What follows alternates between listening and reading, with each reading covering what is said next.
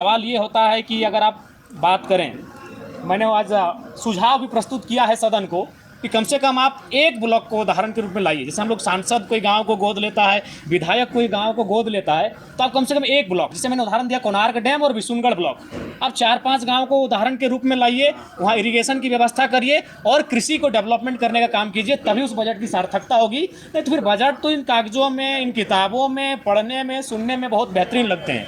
मैंने ये भी कहा कि माननीय वित्त मंत्री महोदय ने बजट को पारित करके विधायी का कर्तव्य का तो निर्वहन कर दिया है, लेकिन जब तक उस बजट का पाई खर्च नहीं होगा, अंतिम पैसा खर्च नहीं होगा, तब तक उस बजट की सार्थकता नहीं होगी। उसके लिए कार्यपालिका का सक्षम होना, कार्यपालिका का कहीं ना कहीं क्रियान्वयन की स्थिति में होना बहुत आवश्यक है। और इस राज्य की कार्यपालिका का क्या दोष है, ये आपसे छुपा नहीं है, क्योंकि भरे सदन में बोकारो से सदस्य चुनी गई श्वेता सिंह ने अपनी दुखड़ा को सुनाया कि उनके साथ क्या घटना घटी बोकारो के कलेक्टर, डिप्टी कलेक्टर के माध्यम से।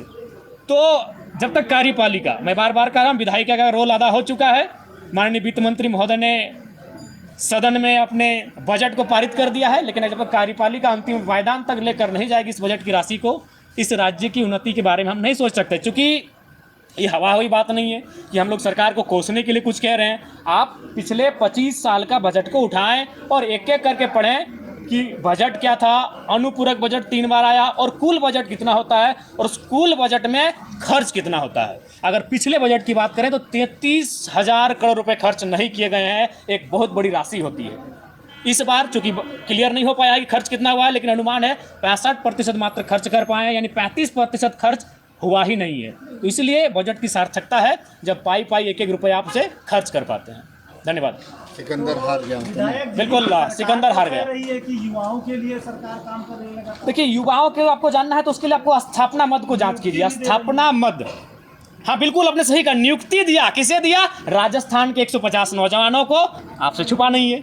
नियुक्ति दिया गया, 33 यूनिवर्सिटी में 33 बहाली हुई, 32 कहाँ के? दिल्ली के, उत्तर प्रदेश के, बिहार के, बंगाल के, एक झारखंड का।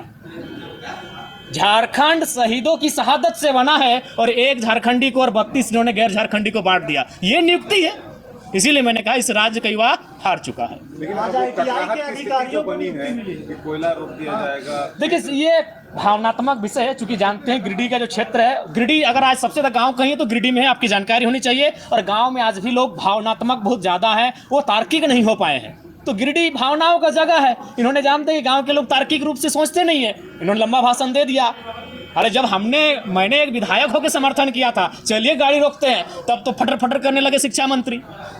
कुछ नहीं, ये मंचों का भाषण इनका अलग है और सदन में बैठकर कार्य करते हैं वो अलग है। उसके बाद जो कोयला में आप बात कर रहे हैं बकाये की, उस बकाया में अगर वास्तविक रूप से अगर जांच किया जाए और वास्तविक रूप से अगर तार्किक रूप से तथ्यों के साथ अगर आंकड़ों को स्पष्ट किया जाए तो सरकार का नहीं, इंडिविजुअल व्यक्ति का दावा बनता है, क्योंकि उसमें मैक्सिमम राशि प्रक्रियाधीन। इस राज्य के जितने संवेदनशील मुद्दे हैं, चाहे वो पारा शिक्षकों का मामला हो, स्थानीय नीति का मामला हो या नियोजन नीति का मामला हो, जितने संवेदनशील मामले हैं, सरकार का रवैया, सरकार का उत्तर होता है प्रक्रियाधीन, जो कि उचित नहीं है। चूँकि सरकार का महाधिवक्ता होता है, उन्हें चाहिए कि जो संवेदनशील मामले हैं उन पर त्वरित कार्रवाई हो और कम समय में एक स्पष्ट निर्णय पर सरकार पहुंचे। विधायक जी, नियुक्ति से एक और सवाल है कि इंचार्ज अधिकारियों को आईटीआई के लिए नियुक्ति पत्र मिला और इसी राजधानी में एचईसी लिए। देखिए, इस विषय को मैंने सुना आपके माध्यम से पहली बार है, इसको मुझे संज्ञान में लिया, इस पर मुझे जानने दीजिए, फिर इस पर बहस करेंगे। रोजगार को लेकर, युवाओं की